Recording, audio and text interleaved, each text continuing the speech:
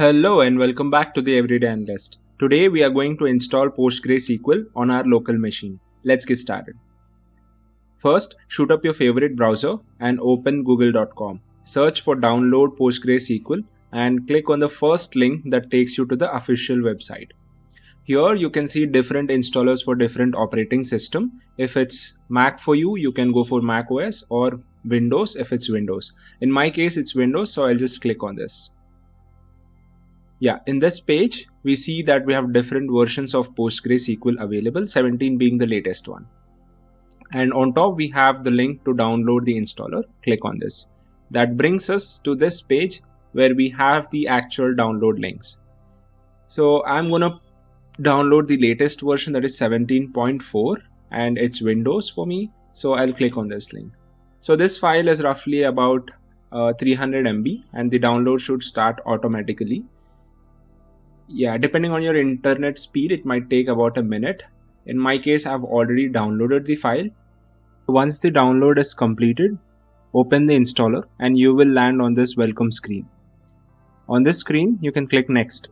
It will ask you for an installation directory. I would go with the default installation directory and click next. If you would like to change it, go ahead. So this is where we will have to select the components that we would like to install. So I will just quickly walk you through what each one of these components are for. So PostgreSQL Server, this is the core database engine where all your data is stored and processed. Second, we have pgAdmin 4. This is a graphical user interface tool where we will be spending most of our time to write queries, run them, and interact with the backend server. And third, Stack Builder. This helps us install additional extensions like PostGIS or performance tuning tools. Well, we don't need this right away, but it's a good to have. Finally, we have command line tools. This is also for advanced users and it includes pSQL, the terminal based client for SQL. So I would recommend installing all four of them or selecting all four of them and click next here. And this is where your data would be stored. This is the default directory and I would stick to this. If you want to change, you can.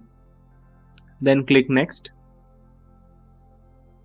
So in my case, I already installed and then uninstalled. That's why it's showing me a message that there is an existing directory. So I'll just click on next. But in your case, it would ask you to choose the port number and the default port number would be 5432. You can just click next on that page as well.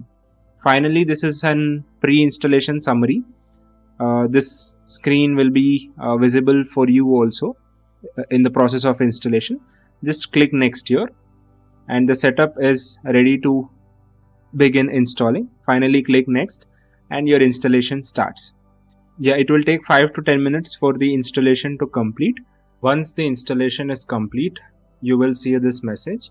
You can just unselect this and click finish. And now the installation has completed.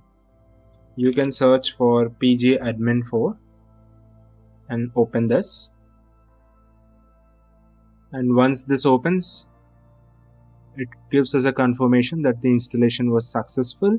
Now that the PostgreSQL is up and running, we are all set to start learning SQL. And guess what? I'll be covering everything from SQL basics to advanced techniques right here on this channel. So hit that subscribe button and join me on this journey to master SQL. See you in the next video.